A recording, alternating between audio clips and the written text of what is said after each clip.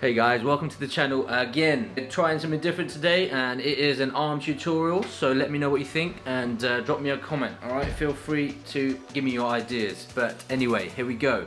My first tip is going to be choose your training method correctly, okay? We have all sorts of training methods. We've got the supersets, the drop sets, we've got the low volume people want to talk about. We've got all these training programs that people are creating. Don't worry, I've been one of those who's followed those in the past, slowly realised it doesn't really matter. I just sort of train as hard as I can. I just sort of learned how to execute things a little bit better. So supersets, not a bad idea at all. Just I recommend doing it at least once in the workout. Doing it too much is going to fatigue you far too quick, especially for an arm workout. Then I'd recommend just doing it the one time towards the end. My usual go-to is to do one muscle group first, which is biceps, and then go on to triceps, just so I can focus on each one individually and get the most out of it, as you're going to see today. Right, so my first tip I want to give you is, for example, on curls, that'll be dumbbell or barbell, it doesn't matter. Your main tip is going to be to open up your palm at the bottom of the movement, okay? You will feel that as soon as you open up that thumb, okay? The next thing you're going to do is you're going to make sure you're timing the wrist coming up. Alright, we're not going to make sure we're doing too much, because I see this get used way too much in the gym far too often. So an example of that would be people applying that twist at the top of the movement. Now, people are doing far too much, okay? We're going way too much in. I've had people spot me before and they'll throw it in, and it takes attention completely off the bicep.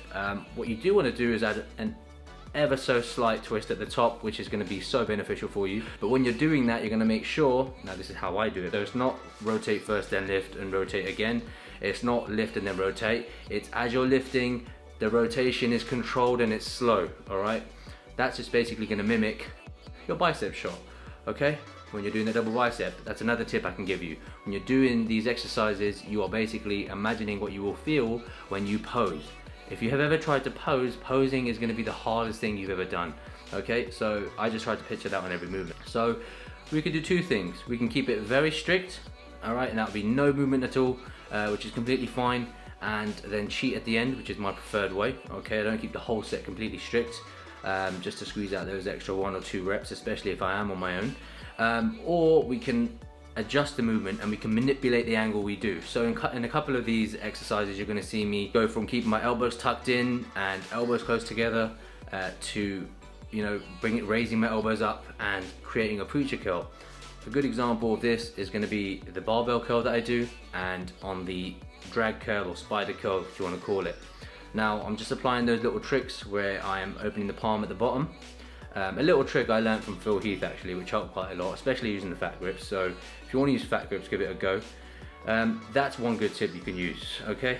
The next one again is the wrists, rotation, great. The next one is obvious, tempo. You want to control the tempo. Now, you see a lot of people who do control the tempo on other exercises, completely fine, but you need to know if they're feeding on that muscle. It's all well controlling, the weight on the way down, but sometimes I see people doing this and there's no change to the muscle.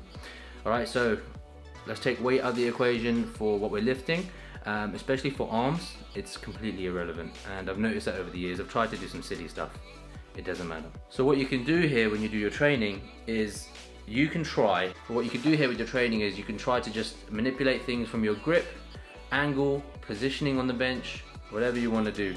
Those are all the different ways that you can do it, and I tend to do these in every single session, and it just depends on what works on the day.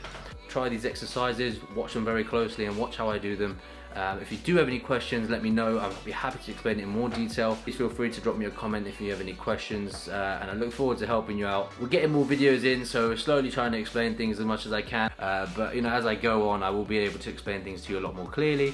But those few tips that I've given you, I hope they help, and as soon as we're back in the gym, I'm hoping I can give you some more tips on different equipment as well.